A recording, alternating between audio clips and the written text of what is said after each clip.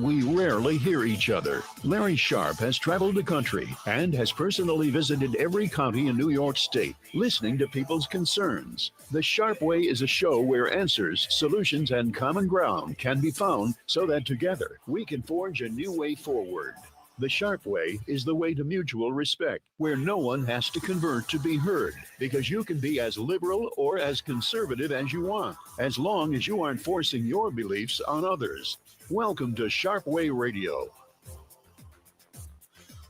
Hey, it is Larry Sharpe, Sharpe Way Radio on the Voice of Liberty. So happy that you will give me a chunk of your afternoon. 585-346-3000 is the number to chat with me after the break. You know, I was thinking about something very interesting here. There was an overlap in a couple things that happened this weekend that made me think about a book that I read years ago. Some of you may remember there was a black senator out of, I believe it was Oklahoma. His name was J.C. Watts, probably 20 years ago, maybe more in that area. I don't remember exactly, something like that, about 20 years ago. And he was one of the only black senators, and he was from Oklahoma. And you would think, wait a minute, what? A black senator 20 years ago from Oklahoma? Yeah. Guy's name was J.C. Watts. And he wrote a book. And I read his book. I know, Larry, you read books? Well, not as much now, but I used to read a lot. Now I audible most of the books now. But he wrote a book called What Color is a Conservative? And because he was a Republican and he was black. And this concept of what a conservative is and what it means was very interesting to me because for those of you who know, I'm black on my father's side. And many of the family members on my father's side are very conservative. Many of them are churchgoers, gun owners, all those things. So it's, you know, not uncommon. But the part that I remember most is he talked about his father, how his father was basically a farmer and wore overalls almost every day. And that when he would get ready to go off to work, he would, you know, put stuff in his pockets, whatever to do, grab his stuff. And he had a revolver. Yes, a firearm. He put it in his pocket, in his overall pocket, and go to work. That was it. Put it in his pocket and go to work. People think of that as insane. But no, that's how it was back in the day. Kind of today in certain places in this world. And when my father, my own father now, he was in law enforcement. And this is back in the 70s. And in the 70s, for those who remember, bell bottoms were a very popular type of jean or pants, right? It was bell bottoms. So my father used to have an ankle holster. And he kept his firearm. He had a 38, and he kept it, a revolver, obviously, and he kept it in his ankle holster. And I remember him having it. And most time, unless you were looking for it, you couldn't see it. I mean, if you were looking for it, you could. And we'd go into stores and stuff, and he'd go into stores with me, and he'd have a firearm, ankle holster on his bell bottoms. Now, sometimes when there were certain security, particularly those who were former cops, they would notice. And they would sometimes go talk to him. And he would just show them the badge and move on or whatever. And that was it. Or sometimes just let it go, assume he was okay. Because if he was a bad guy, why would you have an ankle holster? Right? That kind of thing. Any case, what am I saying is lots of black people throughout the world, the country, here in New York, in Oklahoma, grew up with their father figures or fathers having firearms. The world wasn't ending. They weren't killing people. J.C. Watts' dad never killed anybody, right? He was just doing his job. My dad never killed anybody. He was just doing his job. And we had firearms. But New York City said, no, you may not have firearms. We're going to protect you from yourself because clearly you're bad. So we're going to make all firearms illegal. Now, here's the worst part. What does that do? It means guys like J.C. Watts' dad can't defend themselves. My dad, if he wasn't a law enforcement officer, could not defend himself. He wasn't law enforcement. He couldn't defend himself either. Now, J.C. Watts' father grew up in a tough area. I grew up in the South Bronx, a tough area. Being able to defend yourself matters.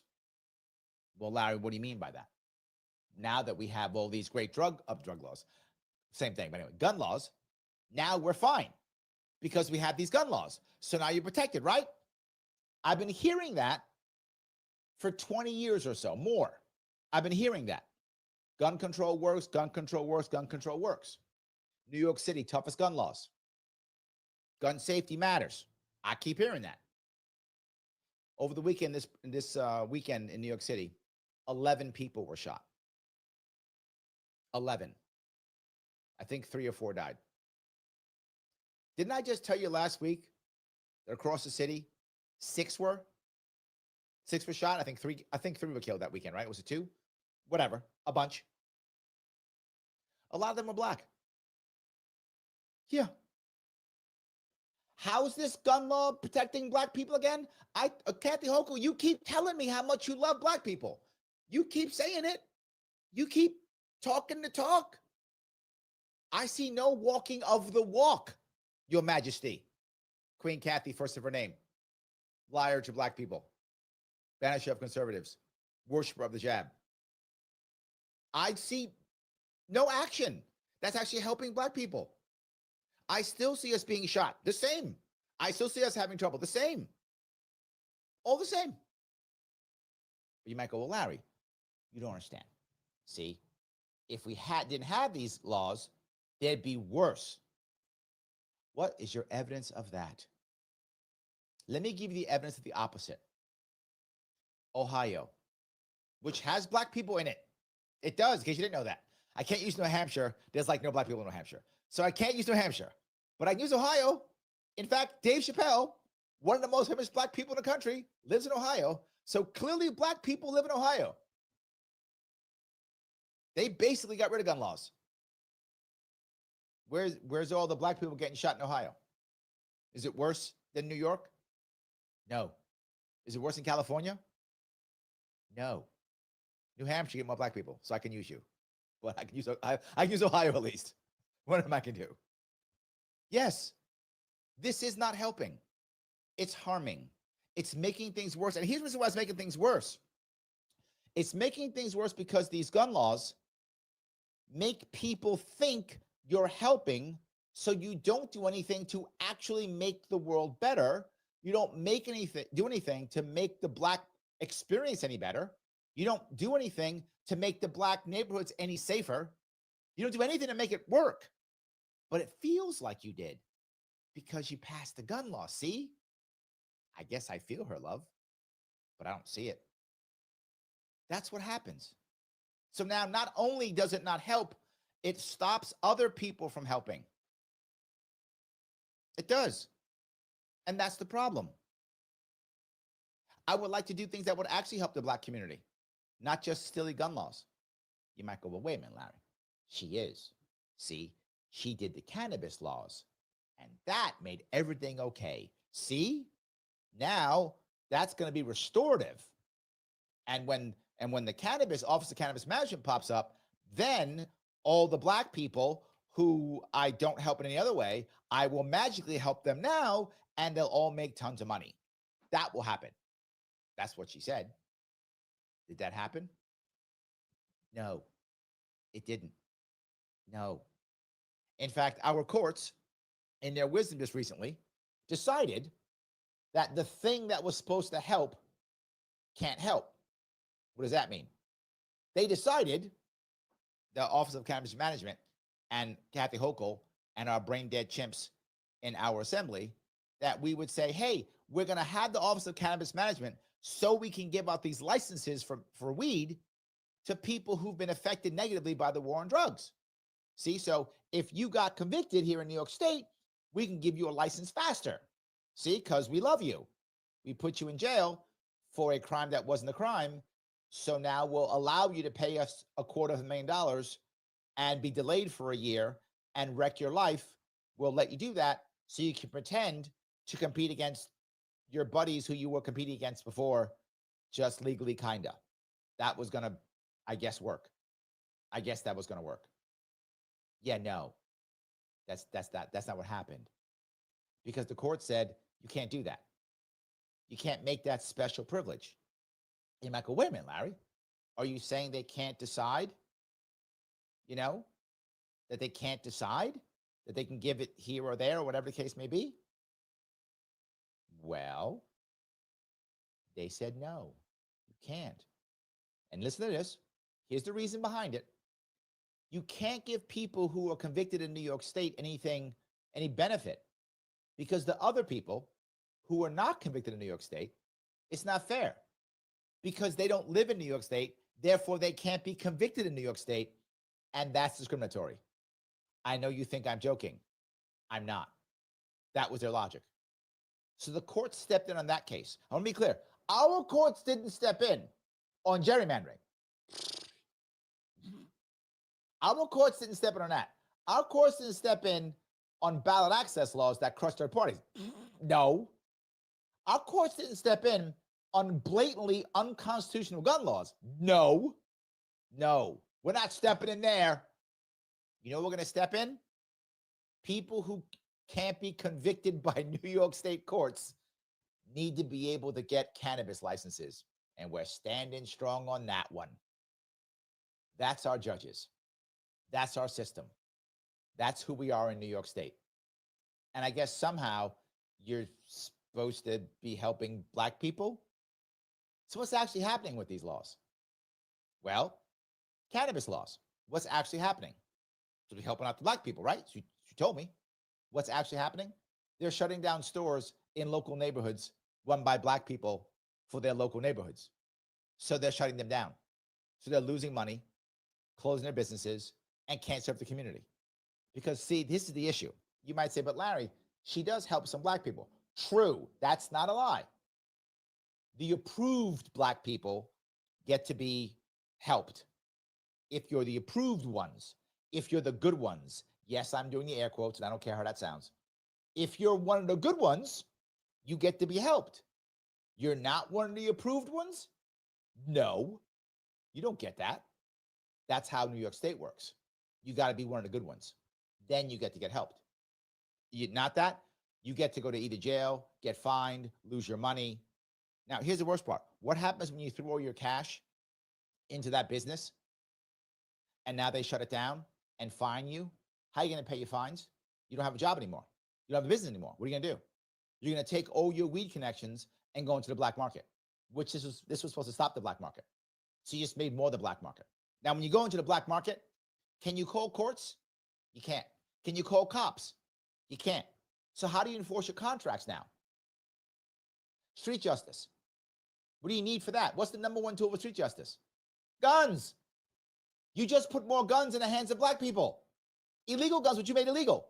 So you made their way of making money and serving their community illegal because you're helping them.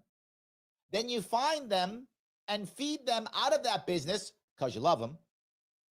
Then you push them into the black market so they have to be more dangerous and use guns because you love them.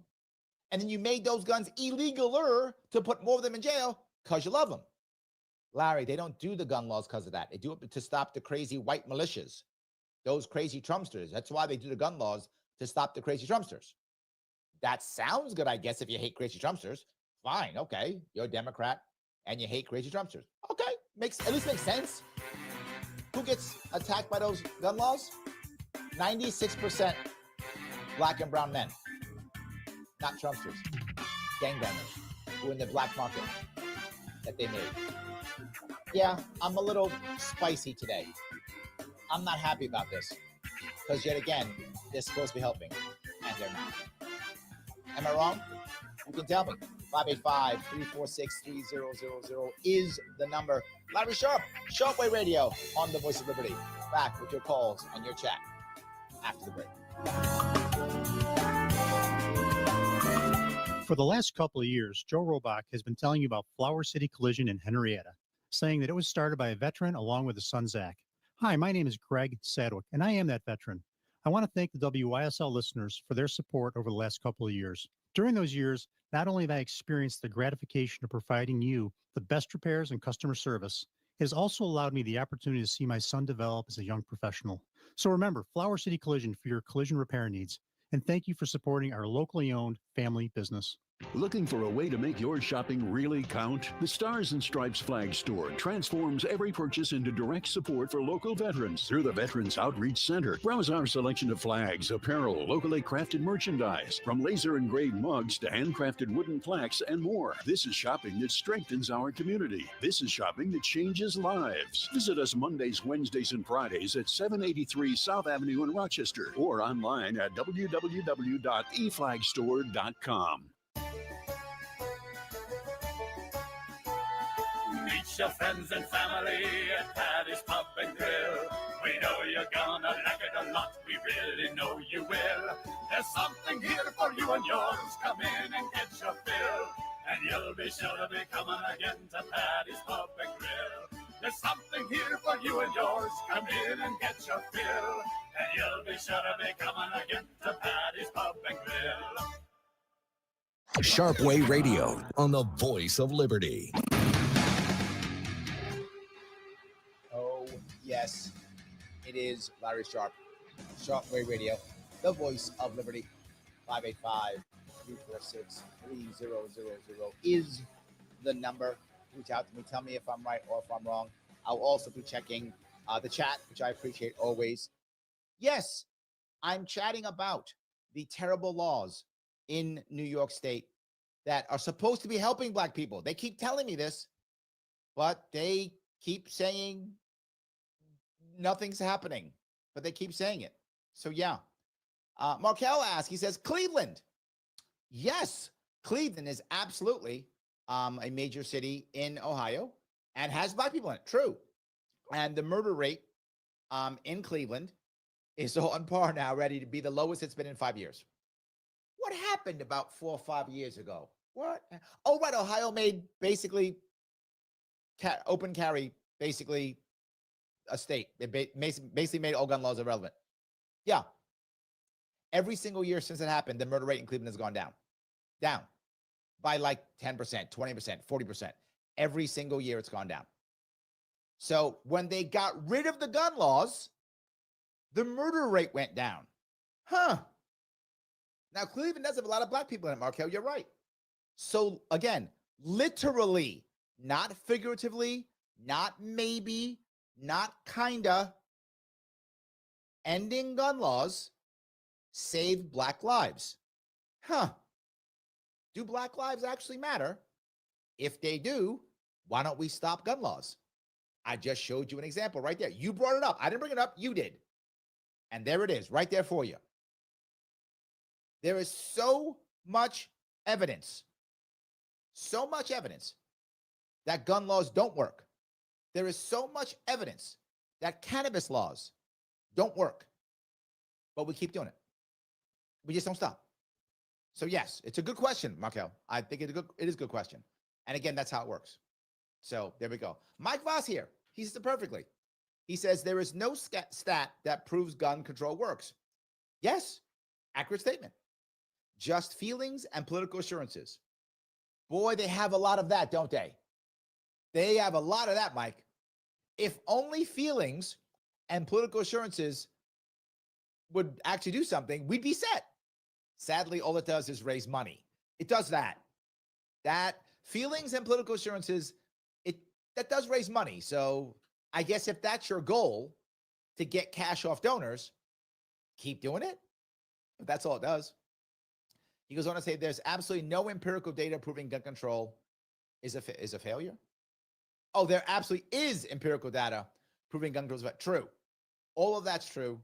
100% correct. Thank you for being here, Mike. I do appreciate that. So, all righty. John says, I think I heard something along the lines of the state purposely allowing cannabis dispensaries to open close to schools that they were forced to shut down whenever it was discovered or committed. True. Yes, that actually happened. Here's the next thing. Now, I told you, if you remember right, I told you that they were making sure the right people could get the licenses. That was what they did. But here's how that worked, John. To get the license, you had to apply, which of course it makes common sense, right? But to apply, you have to have a lease. So you have to be paying a lease to apply. That may say, Larry, well, that kind of makes sense, doesn't it? Okay, but I'm now paying a lease monthly, and I can't have any cannabis products yet because I don't have a license. So I can't sell anything to make money so I can pay my rent. That's against the law. So I have to have a lease and pay rent with no way of doing that. Not just that. Do I then have to build out my entire place before I have a license? Huh. Maybe, maybe not. That's kind of a gamble, isn't it? I have to have money for that too. And I go, well, it's fine.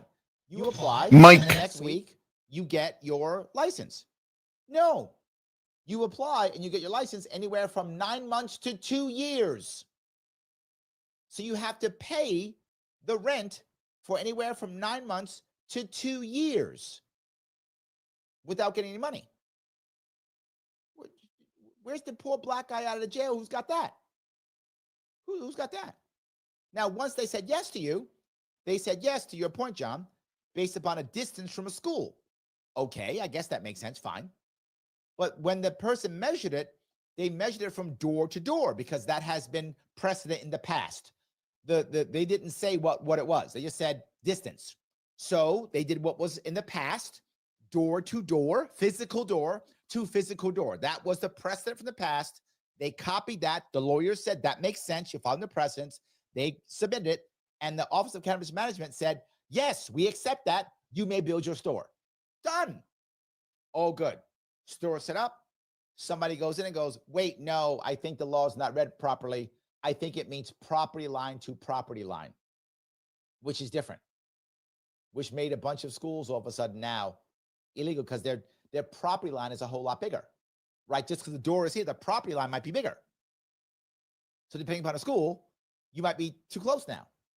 So now all those dispensaries that are open and running now after waiting a year or 2 years have to shut down now because they're helping black people, John. That's the reason, okay? Get that through your head. Because they're helping black people. I feel helped. I guess we're good. Oh, that's right. And feelings is all that matters. Mike Voss and I have expressed this already. Feelings matter. Mike. So I guess we're all good. So anyway, let me grab a call if I could. This is Mike. How are you, sir? Hey, Larry. Hey, speaking of firearms, Queen Holko, first of her name in the county she is, Yes. her and all her cohorts figure that New York State needs to have a $1 million civil liability insurance just to buy a firearm. We have a Senate bills.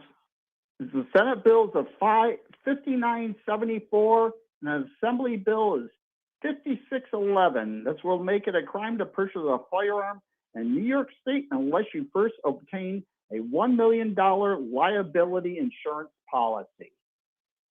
That will really help black people. Mike, you know how much it's going to help black people? All right, I'm going to explain how. Okay, it doesn't. That's nothing but bad. That is nothing, Mike, nothing in what you said was good. It's nothing but bad. Nope, not at all. Hey, got a question. The gangbangers in the city that obtain their illegal guns, if they get caught since they bought a gun, are they going to get criminally charged for not having the insurance policy? See, what you've just done, which is beautiful, is you just realized they're saying they're going to help. And what's going to happen now? This is going to give them another reason to charge young black men. And I want to be clear about something. People who do things with firearms should be punished for what they do. You should be punished for your actions. If you rob somebody, if you shoot somebody, if you hit somebody over the head with it, if you brandish that firearm to get something, be punished 100%. But what people don't understand is the majority of firearms, majority of firearms charges are possession. That means you just had it. Now you have another one. You live in a bad neighborhood, you're defending yourself. You have a business, you defend yourself. You're going to jail now. Now you're violent. And now they're going to throw that one on top of it. Mike. Now I'm mad at you for bringing it up, Mike. I'm going to blame you. Mike, thanks for the call, my friend. I appreciate it. Another reason to hammer people who aren't doing anything, who are doing nothing wrong. Larry Sharpe, Sharpe Way Radio on the Voice of Liberty. 585-3 888-346-3000. Back with more of how the state's helping Black people after the break.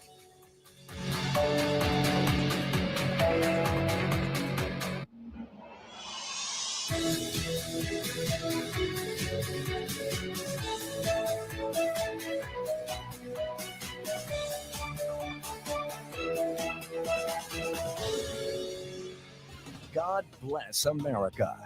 WYSL. Avon, Rochester, WLEA, WLEA FM, Hornell, New York. FM Talk. Canisteo Valley Update. Hornell Fire Chief Frank Brzezowski says Hornell firefighter Matt Donovan has gotten his paramedic certificate. Brzezowski points out that takes a lot of work. Is a commitment because it takes away from your life, your family, everything. You're pretty much for a whole year embedded into the program between clinicals, studies, and everything, and it's quite a feat. The Hornell Fire Chief says Donovan got his certification from Monroe Community College. In July, took his certification test and passed his qualifications for the MCC paramedic program and graduated last Sunday from their program and sat for his national registry and passed. And so now Matt is another paramedic. Hornell Fire Chief Frank Brzezowski there. Brian O'Neill for the Voice of Liberty. Here's the latest forecast from the News 10 NBC Weather Center tonight. Nice and clear and comfortably cool. We'll dip into the 50s on Tuesday. We'll start with sunshine. Clouds will come in during the afternoon, a little warmer, up near 80 degrees. Could be a shower towards late afternoon, early evening. A couple of showers into Wednesday near 80 degrees. Back to sunshine in the 70s Thursday. I'm Rich Canilia for the Voice of Liberty. Summer means picnics at the lake, baseball, cookouts, and the fun's even better in your new ride from Victor Chevrolet, the new leader for Chevy in Rochester, Canandaigua, and Fairport. Check out these great lease specials. Go anywhere on the road or off in your new 2025 Chevy Silverado 1500 LT Crew Cab. Just $199 a month for 24 months. The 2025 Chevy Equinox LT four-wheel drive, only $199 a month for 24 months. Must have current lease and household. And the 2025 Trax 1 LT is only $159 a month for 24 months. Mileage allowance and all deals $10,000 per year.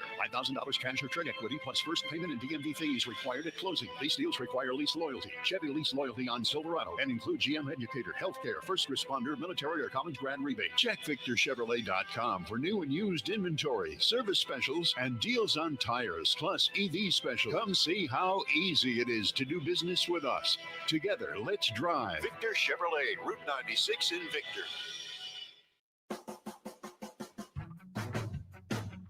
Come on, get up, get going, see the USA, the Myers Bay. Myers RV wants you to camp more and spend less. Take advantage of our RV blowout sale. First responders, military, and veterans receive a $100 gift card with the purchase of a new RV. Travel trailers, toy haulers, fifth wheels, and motorhomes. Over 100 brands from all major manufacturers. Since 1967, Myers has been the trusted family-owned dealer delivering unbeatable service, selection, and the area's best prices. Now with 15 locations across the Northeast. Experience the difference. The Myers Way. Learn more at MyersRVs.com. See the USA, see the USA, the Myers Way. As a roofing contractor, the shingle you recommend is important. As a certified... Okay, Larry, we have a couple calls. First one will be Keith. GAF Timberline HDZ. And then the second call will be Stan. For the industry's only unlimited wind warranty and a 25-year... So we can feel free to cut Keith short because, you know, he was always long-winded. So 585-813-2761 or visit their website, callencontracting.com. Mention WYSL and save 5% off roofing or gutters. Are you new to town and resorting to big box stores and online shopping to revamp your home? Get big city experience and unlimited options at Decorator's Choice in Hornell. We offer the largest selection of flooring in the area with installation. From custom furniture and window treatments to Benjamin Moore paints and products, our design team will create your dream space. Shop your entire sleep system with our split head and traditional mattresses, offering bedding and pillow lines for your best night's sleep. Decorator's Choice has everything you need to revamp your space. Visit our showroom at 37 Seneca Street in Hornell and like us on Facebook. Are you tired of unreliable trash service? Experience the difference with Dependable Disposal. We offer residential trash and recycling tote service. We're local, affordable, and dependable. Make the dependable choice for a cleaner tomorrow. Visit dependable-disposal.com to experience the difference today. I thought I had a control over my drinking, which I didn't. Thank you for the inspiration and the faith that I've got out of Open Door. It's wonderful, and it's helped me. It's saved my life. To find out how you can help, go to opendoormission.com. Sharpe Way Radio on the Voice of Liberty. Oh, yes, it is Larry Sharpe here on Sharpe Way Radio on the Voice of Liberty, 585-346-3000. Two interesting comments from Patty up in Plattsburgh. She says Elise Stefanik was here in Plattsburgh with 6 armed guards, keeping the people away from her. So guns work for her, right? She goes on to say AOC also had armed guards when she visited. Weird. They all get that. That's because they're better than us, Patty. They're better than us. Let me grab a couple calls if I could. First, I want to grab Keith. Keith, how are you? Bluntly, I've been told there's a call behind me, so I'll have to get to it. I'm making a declarative statement that people are what they are insofar as what culture takes hold in that given locale. You were saying facetiously about New Hampshire not having any African Americans. Well, coincidentally, my sister Kathy lives in the Granite State with her husband. Believe it or not, people, they do have black people in New Hampshire. Not many, but they do exist. Yeah. Now, if you go to the neighboring state of Maine, if you go up the northern coast, there's a place called Presque Isle. They have a college there. I've seen pictures of people of color at that college, University of Maine at Presque Isle, people of color up that Maine northern coast. And one more, our family, we have relatives that live in southwestern North Dakota. I've seen pictures of an African-American bartender in Bismarck, which is that state's capital. Now, the point I'm making is that you never hear of black people getting into gunfights in New Hampshire, Maine, or North Dakota. That's because the culture there, blacks, I'm sure, in North Dakota, they do exist, are different from what you might find in the boroughs of New York with the gang warfare. And they say there are 125,000 gang members in Los Angeles. So it's the culture that around people that really pushes them to act the way they are. And Mr. Sharpe, a good New Yorker, the Big Apple, you would have to see the different cultures that would either have someone pick up the gun or not. And that's so let me cover a couple pieces on this. The first one is, just for my New Hampshire people, I was teasing. I knew there were black people in New Hampshire. I was teasing. So thank you for bringing that up, Keith. You're right. There are black people everywhere. I was teasing, but also the second aspect was what you were talking about. There aren't any cities anywhere close to New York City in New Hampshire or in Maine. There's no even close. At least in Ohio, there are some cities that at least there is an urban culture, to your point, culture that could match New York City. That's why I used Ohio. Your point is a valid point. Culture is different in urban areas than it is in rural areas. But it's also, remember, why my first story I brought up was J.C. Watts, which was rural Oklahoma. So I think in either case, whether you're black in a rural area or black in an urban area, you have a right to and should be able to defend yourself either way. You want to be entrepreneurial. In the case of J.C. Watts, it's, the guy was his own farmer, which is basically an entrepreneur. In the case of cannabis, guys selling weed, entrepreneurs, same idea. So that is true. But you were also affected, your culture is affected by the laws around you too. If you were walking around where many people carried firearms, it wouldn't be weird to you. If you walk around areas where no one does, it's weird to you. Many people are afraid of firearms in the cities because people don't carry them except for law enforcement. So I think all of that's true. To be forward, not all gangbangers are black. Lots of them are white, Hispanic, Asian. They're all over. I'm bringing up black because that's what Kathy Hochul says, Keith. I'm using her words against her. She's always talking about helping black people. Does that make sense? Yes. The previous caller, Mike, with his comments about guns, he's exactly right. In closing, everyone should know the Trump administration, supposedly led by the Attorney General, Pam Bondi, they're doing nothing to help New York State gun owners. We're in a real bind here. The Trump administration should be coming in to keep Hochul and Letitia James at arm's length, get them off the backs of New York gun owners. But the Trump administration, in closing, is not doing that, and Trump had better get on the stick and help New York gun owners. Yeah, Trump, the guns are not a big deal for Trump at all. Not his priority. Nowhere near in his priority. I agree with you, Keith. Nowhere near his priority. It's like 25, 30 on his priority list. Nowhere near. I agree. Thank you for the call, Keith. Let me head over to, if I can, I'll grab one more call. I'll grab Stan. How are you, sir? Yeah, can you hear me? I can. Go ahead. Okay. Yeah, I just turned it down. Yeah, so I have to agree with Keith. Okay. You know, culture has a lot to do with it. Culture has but and I see your point that you were just talking about what Kathy Hochul said. And the thing about that is, you know, a lot of politicians, Democrats and mostly liberals, they seem to have this thing. I think they're using black folks. You know, it just seems like, oh yes, you know, the black thing. You know, you get some kind of brownie points if you're helping, or you're gonna say that you're helping black. You get these brownie points. Everybody, you know, jumps on the wagon. Oh, let's help the black folks, and you get these brownie points. Truthfully, sounds like they really just buying votes. They use us to buy votes, to get votes. You know, and they pull in the black card. It's always the black card, you know. Well, also, I'll go one step further, Stan. If they put race involved in it, it makes it very hard for someone who's not black to attack the plan. So if I make a plan that's going to be harmful, but I say, oh, it helps black people, if you're a white guy and you go against the plan because it's going to harm people, well, now you're a racist. Right.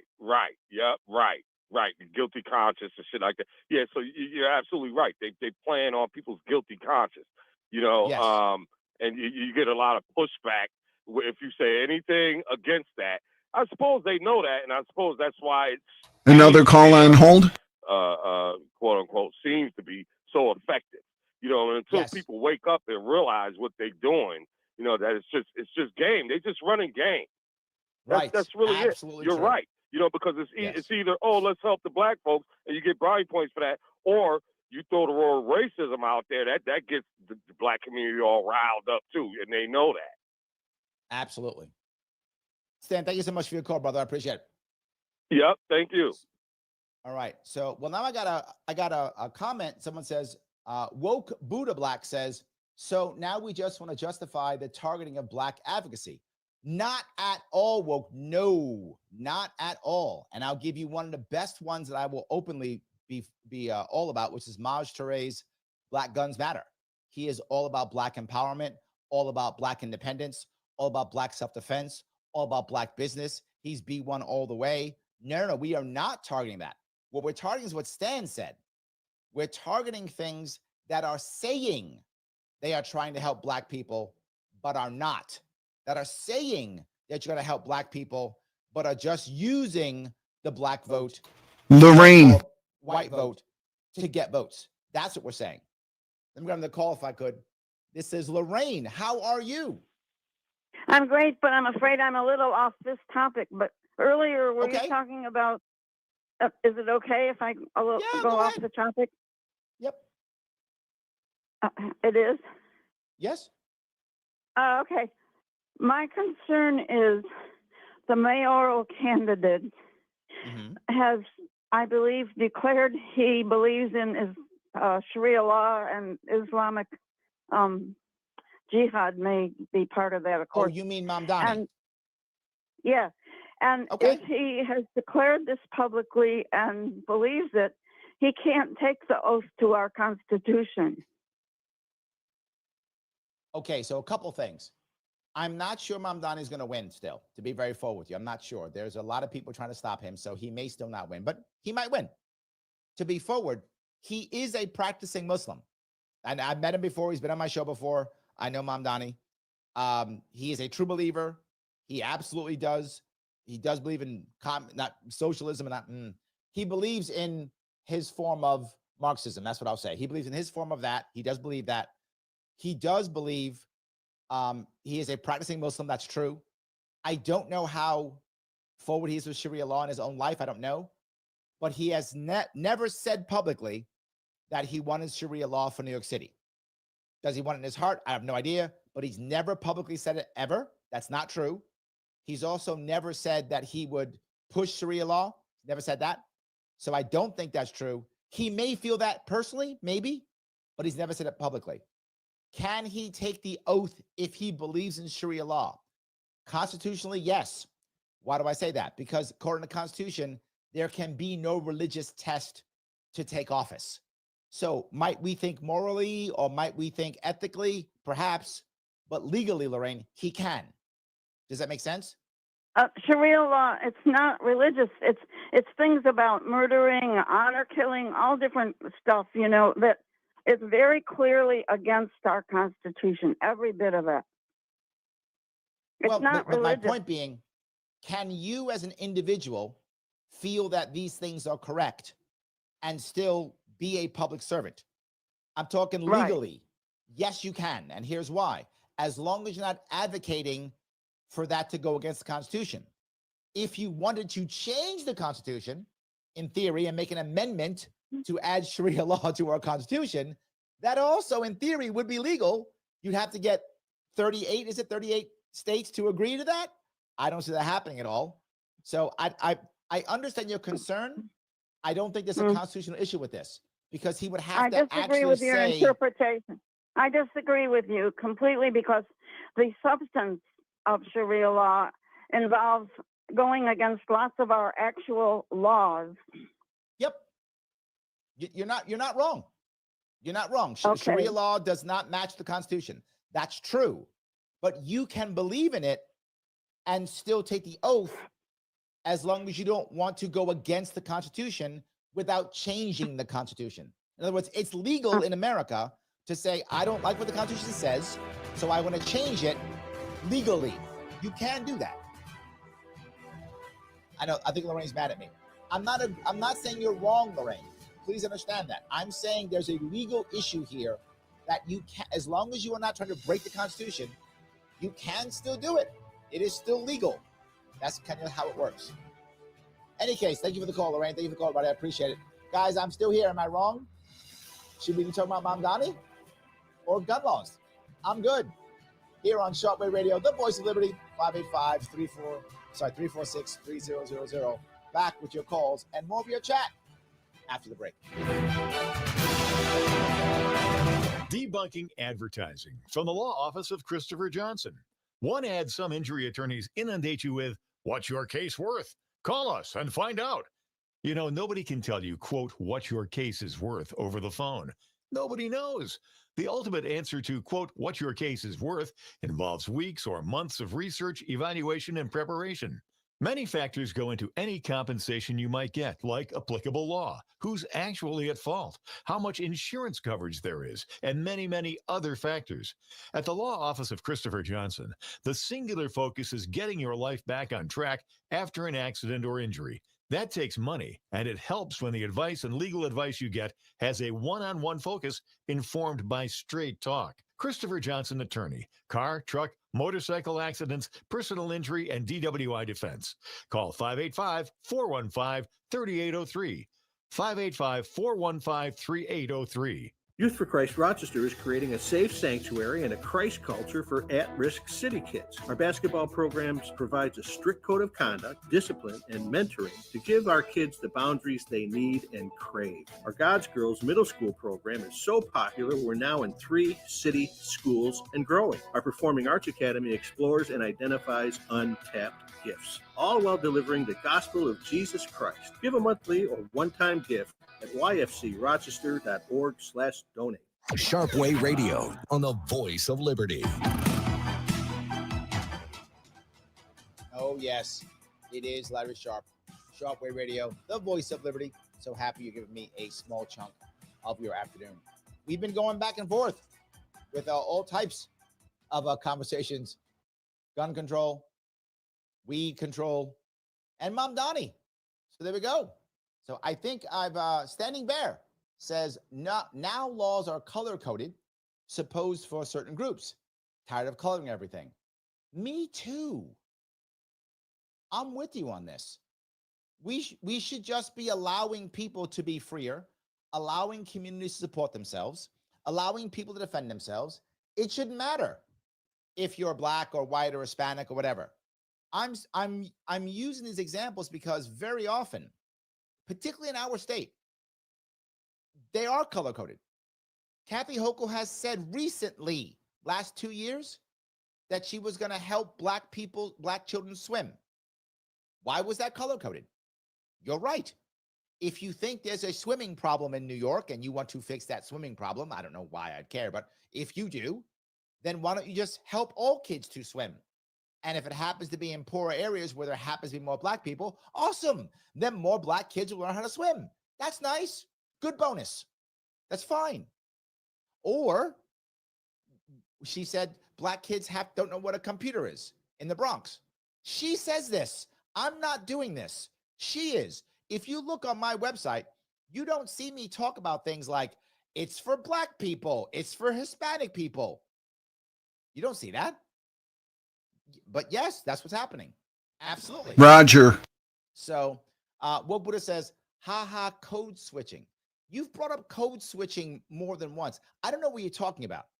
Are you saying I speak differently for some reason? I say exactly the same thing. I don't know what you're talking about. Am I nicer to certain people? Yes, I am. I'm a radio talk show host. Supposed to. Yes. I don't know what you're talking about. So maybe you don't like what I'm saying. I don't know. Woke says, he goes on to say, life isn't fair. Build a bridge and get that over it. I don't know what you're saying. Please be clearer, my friend.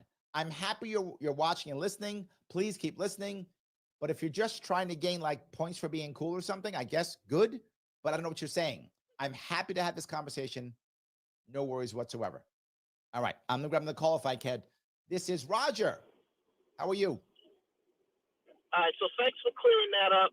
So you're saying that the courts knocked the law down because they said it'd be discriminatory for getting a license for people who weren't convicted in New York State.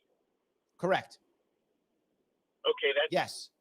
It's based upon the Commerce Clause, believe it or not, because it's a federal court. It was a federal court that did this. And the Commerce Clause says that the federal government can deal with anyone from other states. And since a lot of these bigger companies are coming in and they're interstate, right? They're across the entire country, some out across the world, obviously. And they're coming in and saying, well, it's not fair because we're competing as people who are only in New York State.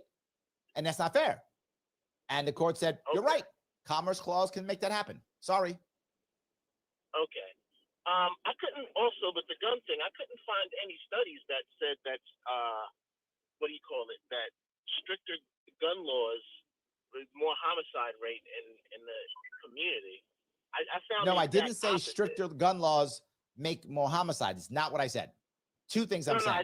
I'm saying looser gun laws lowers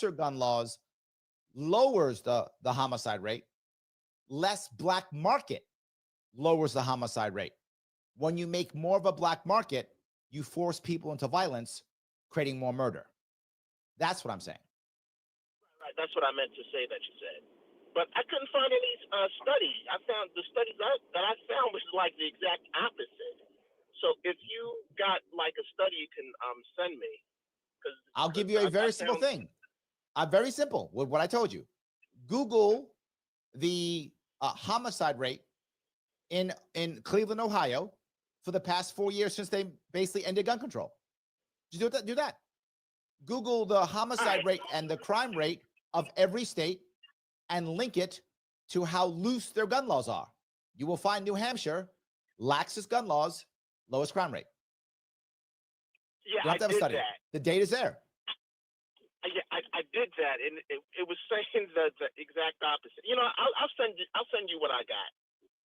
Please do so. Okay. Thanks. That's it. But Rich says the pharmaceutical lobby does not approve. Correct. And that's the point. Because if you now have to give local New York State convicts, ex-cons, felons, these licenses, pharmaceutical lobbies can't grab all the licenses up. That's a problem. They want to control this. The whole goal of them backing the Office of Cannabis Management wasn't because they cared about cannabis. It was so they can control the drug market. That was the entire goal. And it looks like it's probably going to work. That's the worst part. Sam, thank you for the note. He says, Jay Mastrowski has a great book about gun rights. He has a great book about lots of things. He's brilliant. Jim Mastrowski's brilliant. He absolutely is. User says, New York is anti-self-defense in general. Duty to flee is anti-American. I would agree completely. I completely agree. Yes, absolutely. So yeah, I think that's totally true. You should be able to defend yourself. That's the issue. And again, doesn't matter whether you're black, white, whatever, gay, straight, city, rural. You have a right to life, liberty, and pursuit of happiness. That's the key piece. That's what matters more than anything. And we've ignored that for people just talking about helping people and not. People talking about doing the right thing, but doing nothing that's actually helping. So the point I want to bring up, what Roger said, is if you look at the most recent numbers the government's put out, the government has put out numbers that says, and you'll hear them say it, the most common way that kids are killed in America is through a firearm. Utter and total lie. Why is that true? Because in this study they say kid is 19 years old or younger. I'm not joking. Look at the actual piece. That's what it says. 19 years old or younger is a kid. Not under 17, not under 18. And the majority of that, obviously, is gang violence. Where does gang violence come from? The black market. We want to lessen the black market to the best of our ability, right? We can't do it perfectly, of course not. But the less of a black market, the less prohibition, the less violence. I say this all the time. Your liquor stores aren't shooting up other liquor stores. Why? It's legal. They can call cops. They can use courts. Cannabis guys can't do that. So they have to use gun violence. We don't need to add anymore. We have enough. There are going to be gangs. There are going to be these things happening. Of course. Let's make as little as possible. So, all right. Fred says, ask the anti-gunner this question. What other amendment do you need special permission to carry out that amendment? That's made your head explode. No, I'm not sure that's true. I mean, there's special permission for First Amendment. You have to get permission here or there. I'm not sure that's true. You do find it here or there. You do. I don't know. Yeah. Anyway, guys, I want to say thank you so much for putting up with me.